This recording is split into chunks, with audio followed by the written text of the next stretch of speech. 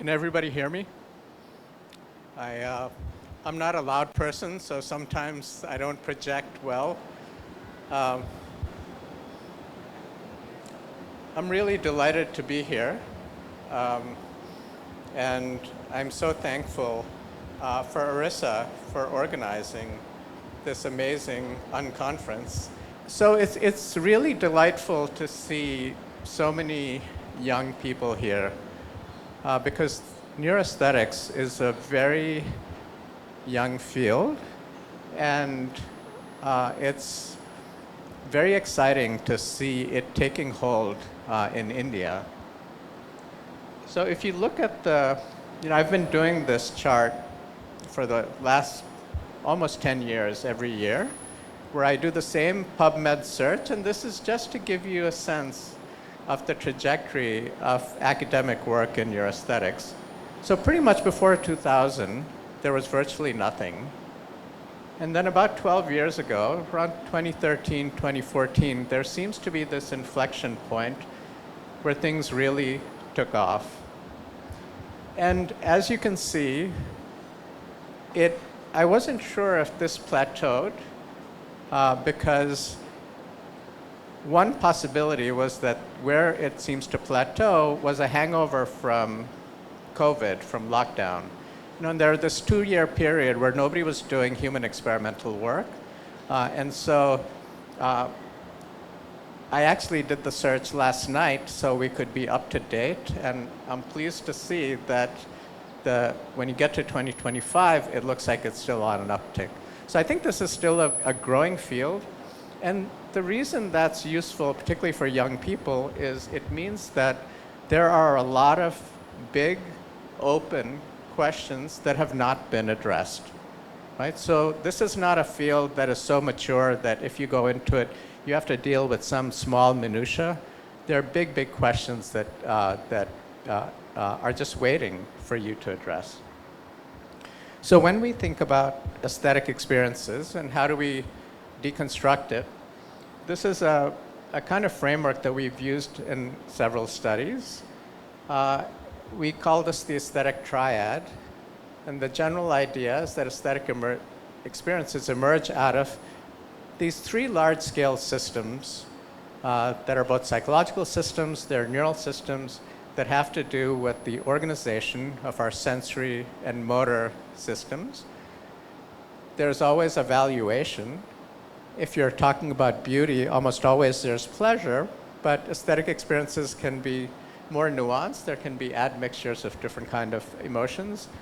And then superimposed on this is what we all bring to the experience, our own knowledge, our background, our education, our culture, and that modulates the experience that different people have.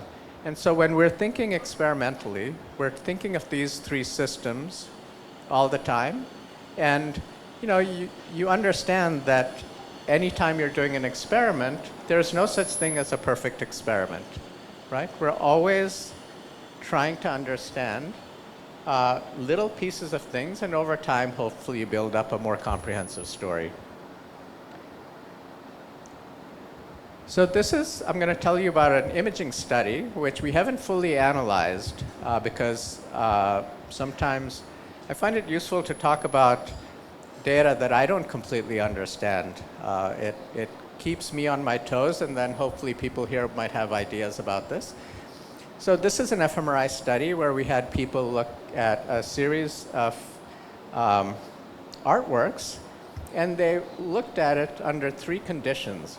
So I think we had 24 artworks. These are some of the examples.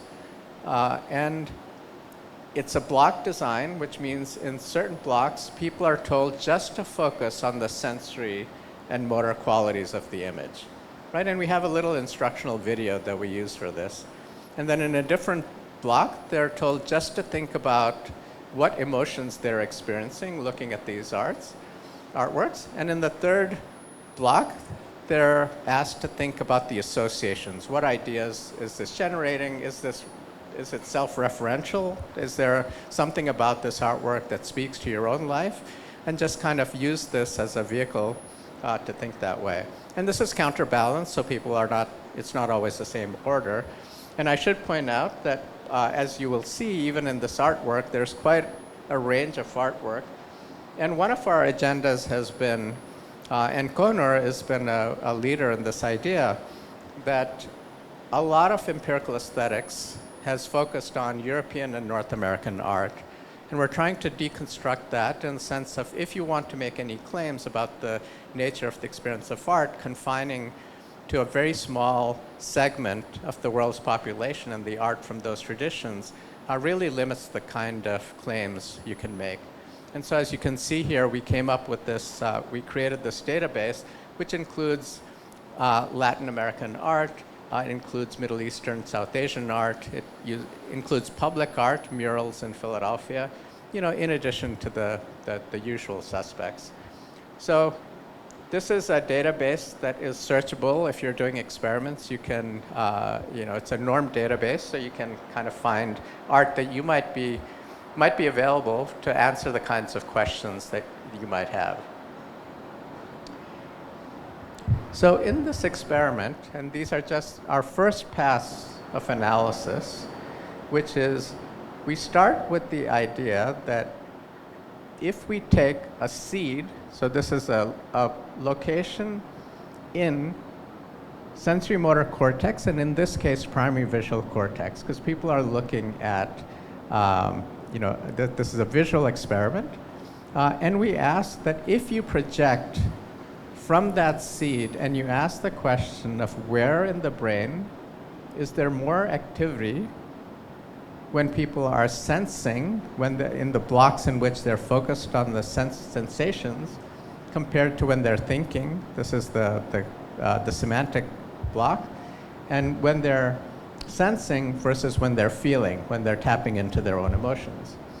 And what we see is that when you have this seed in visual cortex, you also have activity in other parts of visual cortex, suggesting that in this case, you have more activity to sensations than thinking in occipital cortex, and that will be relevant later. And we don't really see a difference when people are sensing versus when they're feeling. And this, we think, is telling us something important, which we find in other studies using different methods, which is it is very hard to perceive something and not simultaneously impose a value on it, right? So even when they're asked to think about sensations, there's no difference in this neural activity when they're asked to think about emotions.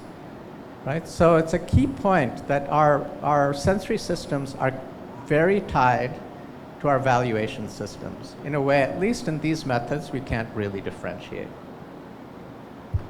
When we look at the feeling versus sensing and feeling versus thinking, I'll just focus on the top one because the one place where we see more feeling than sensing is in this frontal pole. And we don't exactly know what this means, because this is an area that does highly abstract thought. It's almost a metacognition area. It's as though you're thinking about thinking. And so we don't really understand what is happening here, but one of the ways in which these kinds of imaging experiments help you is they generate new hypotheses that you can then go out and try to confirm in behavioral tests. And then in some ways, what is perhaps quite interesting is when people are in the thinking mode, they're making these semantic associations, that as compared to sensing, you see all of these areas within left perisylvian cortex. So these are language areas, right? So what you're seeing is that people are thinking, and we think that they're probably thinking using words as they're making these associations, and you have these kinds of activity. But interestingly, there's a negative correlation with visual cortex.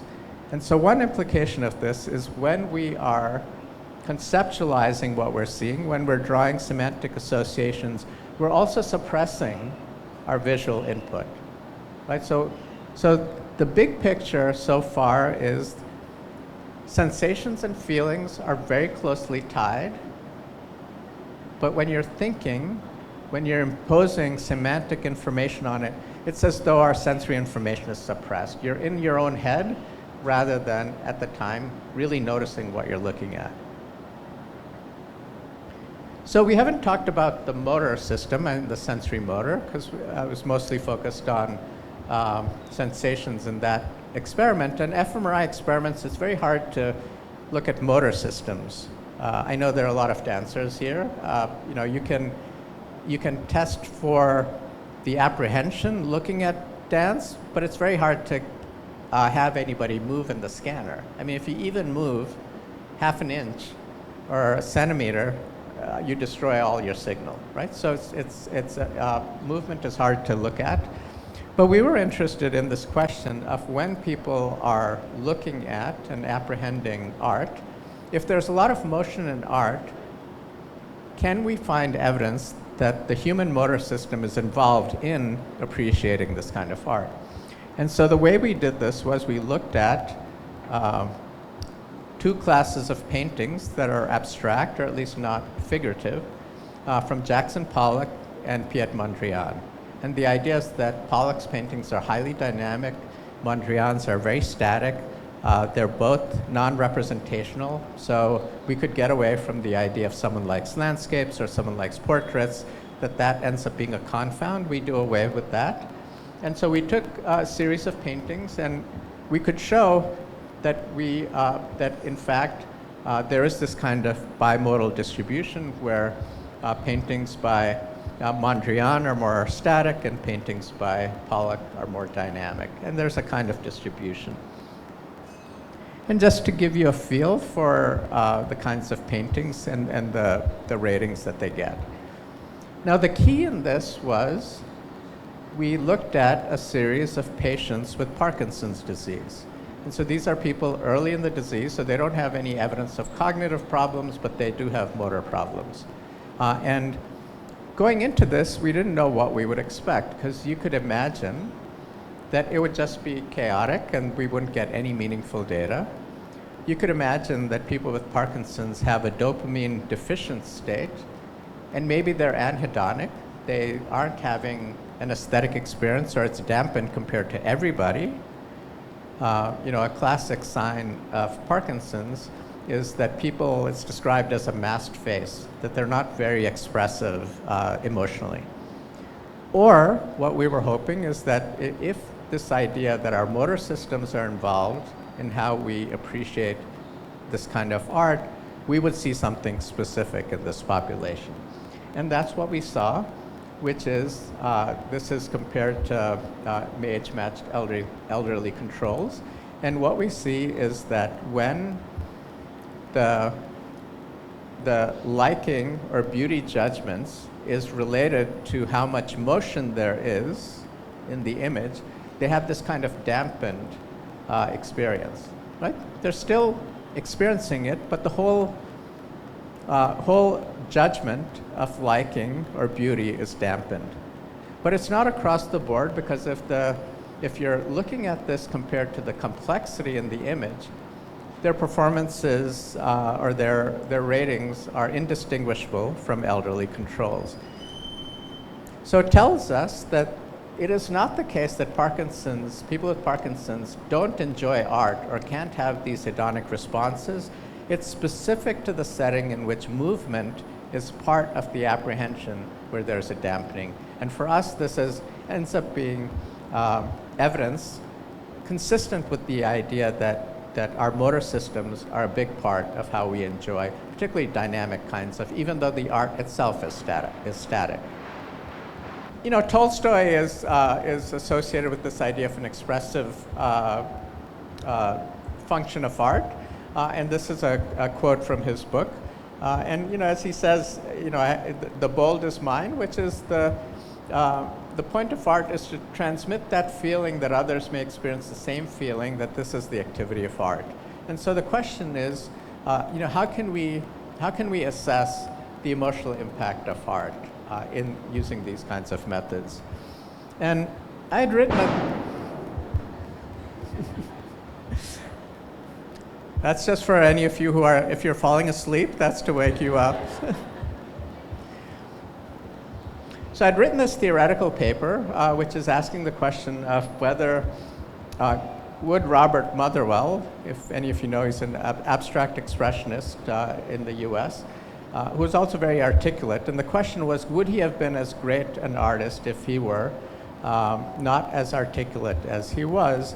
And the basic, I'm not going to recount the argument in the paper, but the basic point is that we use language to really make fine discriminations, right? Language is a way in which we categorize the world, but the more nuanced our language is, the better we can identify things in the world. And when we think about emotions, or when we think about sensations that are coming into the brain, broadly you can think about exteroception. So this is vision or hearing or taste. This is information that's coming from outside our bodies. And interoception, which is information that's coming from within our bodies.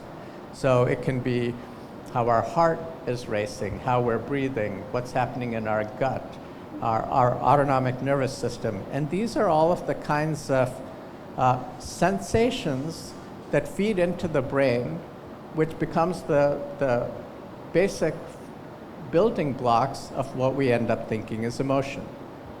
And what you end up doing is you have these continuous signals, and we chunk them into words. So you might have a category that broadly is sadness, melancholy, grief. Those are all in the same general vein, but the words tell you something that's slightly nuanced and different about these kinds of emotions.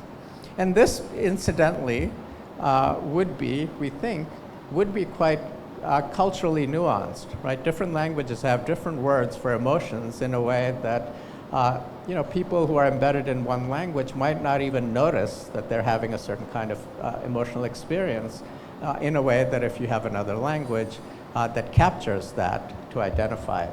And the general logic here is, this is an analogy if you think about wine tasting, or it can be any kind of sensory experience, that most people, if you drink wine, can say, take a sip of wine, and this is a rich sensory experience, and you can say, I like it, or I don't like it. And some people might say it's interesting, but that most people then get stuck. And if you have a sommelier who's then giving you a set of terms, says, there's some vanilla in here, there's some berries, there's an oaky sense, and most people can start identifying their own experience. So this is a truism in psychology, which is we are better at matching things than we are at generating things. And so the idea is that if you have a vocabulary, you can start querying yourself to say, am I experiencing this? And it is a way we think that language connects with emotions, with these feelings, in a way that helps identify what the experience is. Right? Language is this amazing tool that we have in our brains to help us categorize the world. So we decided to do this, this project of how do we identify what are the different possibilities of impacts that people have. And so this was a multidisciplinary group.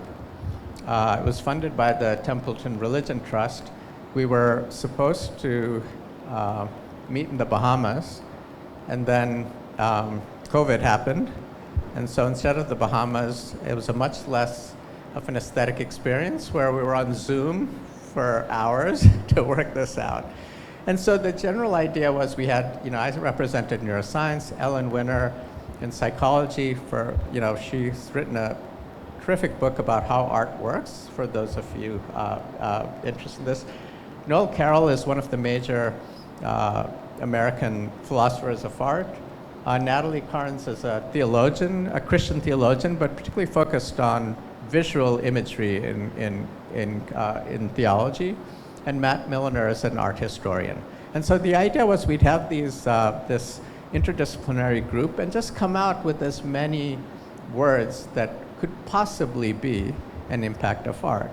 And it was quite interesting because people were coming up with words that I hadn't thought about. And again, this speaks to the power of having an interdisciplinary conversation, which tries to make up for the various blind spots that we all have. So we end up with, on the impact side, with 69 words. 69 words. There's a lot of cleanup of the data to get these words. And then we crowdsourced those words. So you put the words out, and you have people generate as many associations to the word. So as I was saying, example, if it was sad, you might say melancholy, you might say grief, whatever associations you might have with the word. And then from that, there are ways in which statistically you can map out the relationship of these words to each other. And so what we end up with is this kind of taxonomy. And it's the sort of thing that you can get lost in because you're looking at each of these terms and seeing how they're relating to each other. The proximity and the thickness of the lines is how they're connected, how close in semantic space, again, a crowdsourced semantic space, these are. Right? So it starts to give us a vocabulary to understand what people are experiencing. And then statistically, you can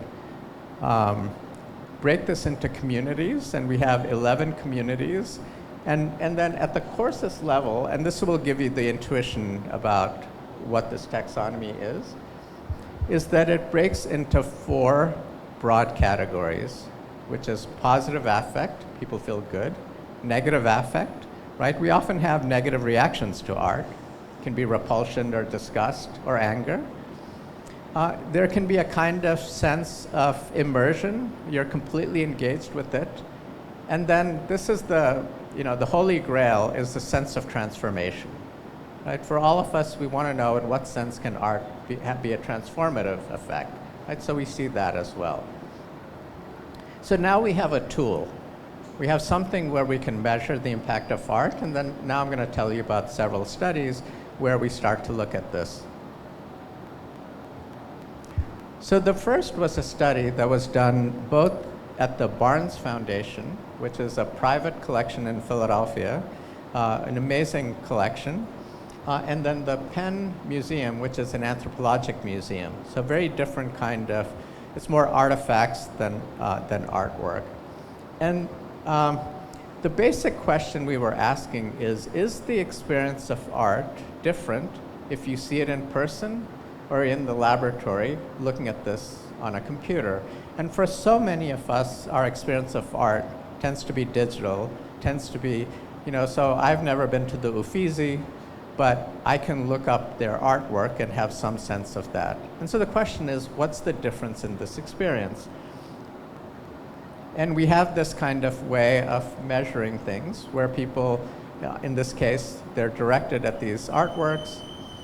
They are then queried about those 11 dimensions, but within that they can choose whichever words fits their experience more, or they can say it's not relevant, right? So they're not forced to endorse this. So yesterday we were at a breakfast and with some students, and a student asked me, do you ever have experiments where it does not come the way you expected and you dislike the results? Well, this was it. Gonor is the lead author on this, by the way. So what we found is, broadly, there was no difference in people's reactions to their response to the art in person versus in the lab in a digital format. And so this was first done at the Barnes Foundation, and I really didn't believe the results, so we decided let's do it at another museum. We do it at the Penn Museum, we get the same thing. There's a minor thing where when people are asked, did you get more understanding, people say they did in the museum. But it's just a kind of single answer, but nothing about the impact seems to have changed.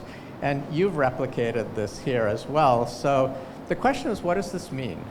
And we're still trying to understand that. And one possibility is that because most of our participants were young students at Penn, it might be the case that for young people, much of their universe is a digital environment. And so maybe this feels as real as it does to someone who's older who actually goes to a museum. So that's one possibility. We don't know if this is true.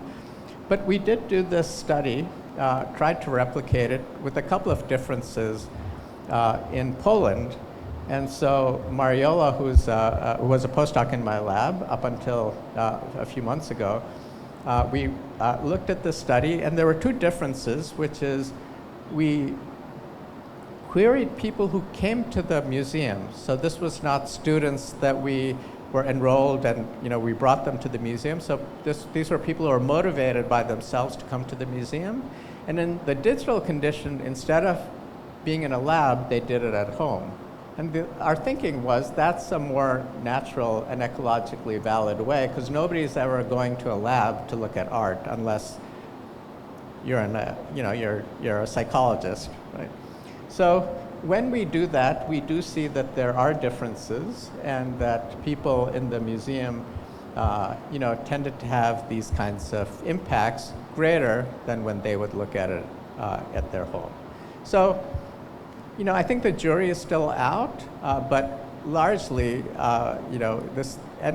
this may change in 5 years. It may be that as more and more people are comfortable with the digital world, that this distinction no longer holds. We don't know. So one thing we have been interested in is this notion of slow looking. And just to give you a context for this, that the median amount of time that people spend in front of a work of art in museums is 27 seconds. And so these are people who chose to go to a museum. These are people who then stop at a particular painting, and they might even be reading the plaque, and they're only spending 27 seconds doing that. So if you think that art should have a profound effect on people, it's hard to imagine that in under half a minute that this is having a big impact. So, and other people have been looking at this. So our version of this slow looking was requiring students to spend 15 minutes with each of these artifacts from the Penn Museum. They're not allowed to pull out their phones, right? So this is torture for students, right? To look at something for 15 minutes without scrolling, without taking a selfie, without any of that, just you and the object, right? I'm surprised the IRB let us do this experiment. So, however, what we did was we gave them a way to look at this in such a way that the time goes quite quickly. And going back to that aesthetic triad and the video we made, but what we have them do is for 5 minutes, just look at the form. Look at the shape, look at the color, look at the composition, look at the nature of the lines, look at the textures. And once people are oriented that way, they can do that for 5 minutes. It turns out there's a lot more to look at than you probably thought. Then we asked them for 5 minutes to examine how they feel about this, right? And that it doesn't matter if a critic says this is great, you don't understand why it's great. It can be negative emotions, it can be positive. It can be more nuanced. It can be it's making you anxious. It can be it's making you curious, right? Whatever it is, just query yourself. And then for the last 5 minutes, just look at this and say, what associations does this have, right? What about this is making you think of other things? And is any of those, let your mind wander, is any of that now relevant to your own life? So you give people this kind of rubric to do this, and it turns out the 15 minutes goes quite quickly. So when we do this, what we see for those particular artworks is that when people are engaging with these artworks in this slow manner, that they experience more compassion, they experience more beauty, they feel more enraptured, and they also feel more edified. So we think that this is a way in which people get more engaged. And ultimately, one possibility is that this becomes a vehicle for something more generalizable, which is most of us live in this manic world. We're running around, we're going from meeting to meeting, we're having to answer the phone. We don't know, I'll say this for myself, but most of us don't know how to slow down. And this is a habit that, it's not something that happens naturally, it's a habit, and we think it might be the case that this sort of using art as a vehicle to slow down might be a way to get people to then get into that same mindset, for example, when you're having dinner with someone. So you're not pulling out your phone and scrolling, you're really present, right? How can you be present, whether it's in nature, whether it's with other people? And so at least that's the fantasy of how, in this case, art might be a vehicle for that. So one more, I have about 10 minutes, 5? Okay. So this is a study that we did with veterans who have post-traumatic stress. This is just to give you an example of what people say. So it's an art therapy program at Walter Reed Military Medical Center in Washington, D.C. And people are asked to do these self-portraits. And this is what people say sometimes, is that, I'll just read this first one. Somewhere in the 18 years of fighting, I began to switch off feelings of fear, sadness, and loneliness. I let an emotionless robot take over to accomplish the mission. The mask represents my efforts to stitch myself back together while the ugliness of the machines of war continued to spill out. Right? So these very powerful experiences, and one of the ideas is that sometimes people with post-traumatic stress have a hard time putting into words, like this is after their therapy, but this visual way of depicting their inner state is another outlet for them. So we took 5 of these masks that were done at the beginning and at the end of art therapy, and then we crowdsourced it, and the question was, can people read emotions off of these masks in a way that is consistent with some degree of emotional regulation after therapy?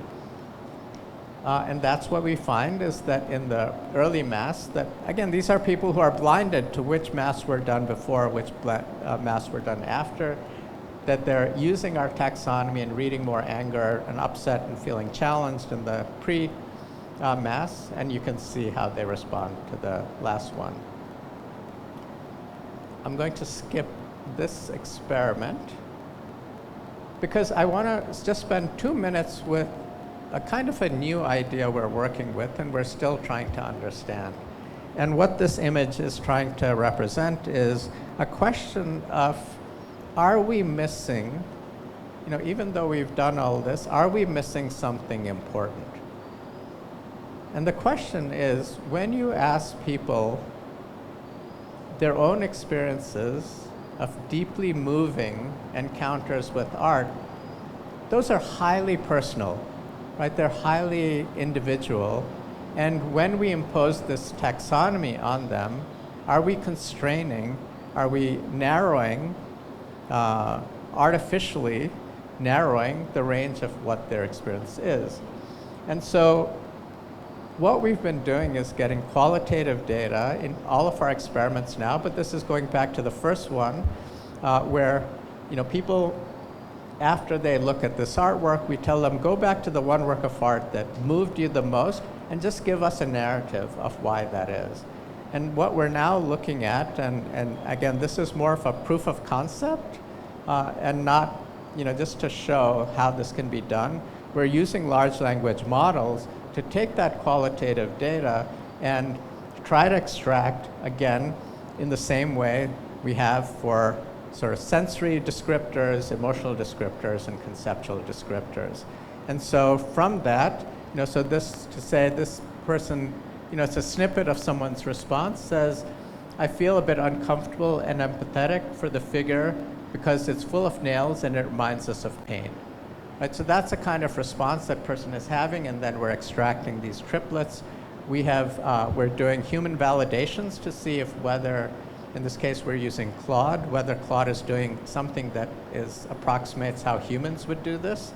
And just generally, what we find is in this particular set of images, the clusters around curiosity, wonder, awe, delight on the one hand, to contemplation, calm, and appreciation, and pain, discomfort, sadness, and anger. So there are these three clusters of emotional reactions that people are having. There are certain hubs that these are central experiences from which other experiences radiate, and particularly curiosity, anger, wonder, and appreciation. And then certain transitions. So for example, it looks like there's a transition from people feeling engaged to experiencing wonder to then experiencing difficulty.